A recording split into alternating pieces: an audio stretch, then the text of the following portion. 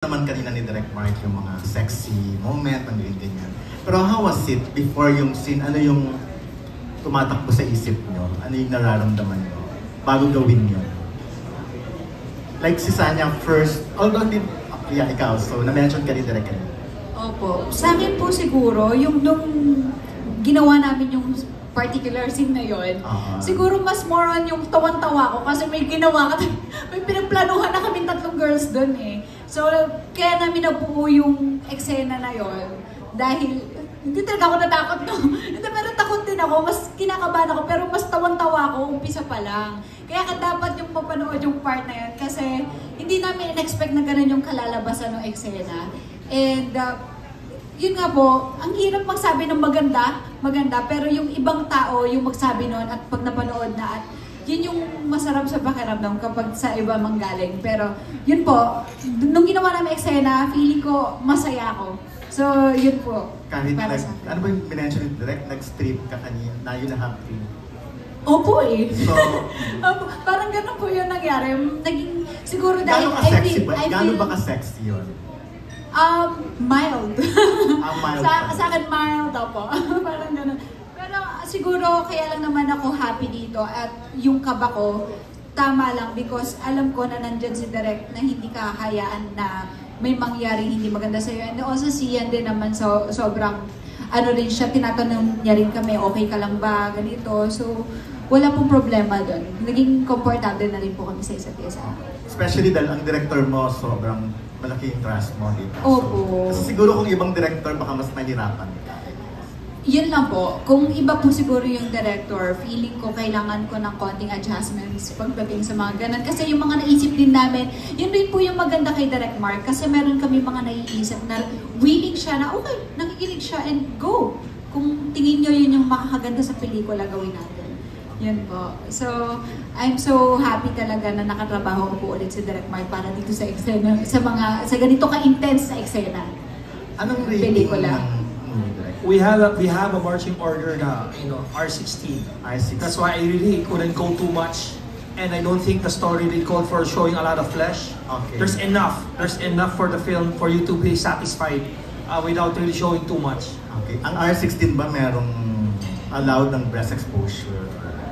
I guess meron may mga napanood kaming gano'n. Yeah, I think we didn't call, pero wala no? But in this film, walang gano'n? Wala. So, sure yun sana. So, Faye, ikaw naman, kumusta ang... Ayun yung sinasabi ko kanina kasi hindi talaga siya yung na, di ba sinabi ng sexy thriller, pero pag pinanood nyo siya, hindi talaga siya fun siya eh. Kasi nga nung pinag-uusapan namin yun, yung idea pa lang pumapasok. Yung scene mo ba with partner, with Sian? Yes, meron okay, din. So, meron din kami ganong eksena. So, pero meron... Masaya ba yung scene na yun with Sian? Okay. Meron part talaga doon na tawang-tawa kami. Kasi ang laki ni Sian. Ang laki ni Sian. Ang laki ni Sian. Basta meron dapat doon. Malaki naman talaga si Sian. Ang height niya. Oo, Oo, di ba? ayun yun. May scene doon na kailangan beauty shot pa din ako, pero hindi. Basta ako baka mas feel ko. So ayun yung abangan nyo. Grabe, nakakatawa yun. Hindi, pero naramdaman mo naman of course yung pag-aalaga rin. Ay, oo naman. Si Sian naman, paano naman kasi parang pag-aalaga? imagine ko, lalaki ang mga kasama nyo sa eksena, tapos kayo yung mga babae, di ba? So, Oo, si Sian iba kasi naman pag babae ang napaka-perfect. director din, di ba? Opo. Tsaka si Sian, maayos po siya katrabaho. Okay. And syempre, inaalalayan din kami ni Direk Mark kung ano yung mga gagawin namin. Meron pa nga sabihin ko, Direk, kaya ko pa to. Yung siya na yung no, that's enough, yung ganyan. So, yun. Kaya mo yung, what? Hindi naman po yung sobra. Yung ano lang, yung makakaganda. Direk, ano yung kaya niya ba? Ni Faye? Well, there was this one scene that we were able to achieve. We wanted to have the two girls fight in the river. Okay. So that will be more sexy. If there will be some nipple, not exposure, but yung magsisilhouette yung mga their upper parts. Nakakabison ba sila? Nakasando? Yes. What you see in the so that's why they were designed to wear those clothes. But for some things happen in production, hindi namin nagawa. So, yun na yung pinaka-edgy na gagawin namin dapat. Pero hindi na-achieve. But it did not affect the story at all. Taglito kasi nga, the way it came out, actually I found it better. It was more, because doon na, hindi nyo naiisipin yung you just want to get to the key story. And, I don't want to use the word revenge porn. Pero at the end of the film, you just want to beat the crap out of Lucas and you just want the girls to win over Lucas. Yun na yung iisipin mo na parang, and then sunod-sunod yung mangyayari sa last part of the film na talagang, if we did our jobs right, you will be screaming until the very end. Oh, pero the way you describe it, direct, kanina parang thriller ang dating, pero yes, yung may sexual predator, ngayon revenge porn, nababago ang pakiramdam namin. Yeah, it's a mixed bag, It's ang daming what we call narrative bombs na parang magugulatan na kayo, ay shoot, di ko naisip yun, oo nga So I'm a fan of those kinds of films, especially like mga K-dramas, di ba? They tell you something right at the beginning, you're wondering, bakit reveal na to? And then later, kasi ganito. Diba? It's not the usual, the way we told it and the way sila Doreen wrote it, it's not the usual Pinoy film na parang everything is given to you. We have a lot of twists and turns with the film. Kaya ako super excited that you guys get to watch it. Pero first time kong narinig na yung director medyo umayaw dun sa hamon ng artista, ha? Colleen, ikaw, kumusta yung scene? Well, compared sa ibang movies ko, sobrang walang-wala. Pero ano lang, honestly kasi, hindi siya super sexy na film. Parang, yung parts na nakita nyo kasi, those were the, yung ka din spoil paano sabihin? I would say, the script was a lot more revealing, a lot sexier than the final output, no, direct. Kasi yung script, parang, syempre very descriptive and there are a lot of details. Pero when we were shooting it, parang hindi naman siya yung, di ba, hindi siya malaswa, hindi siya, hindi talaga I think it's just, yun nga, kasi sexual predator. So, and it falls under that theme pa din. At saka, honestly R16 kami kasi ang daming dugo.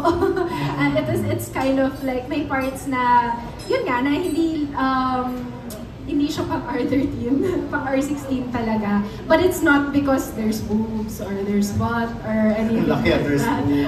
Hindi naman dahil doon. Tsaka si Direk, hindi naman siya yung tipo ng director na, hubad ka na. Yes. Sobrang, in that part, wala masyadong hiningi si Direk from us. Like, as in, yung in-imagine ko based on reading the script was a lot worse than what actually happened. So, masaya naman kami din sa naging final out because I don't think it's needed Because it's not needed.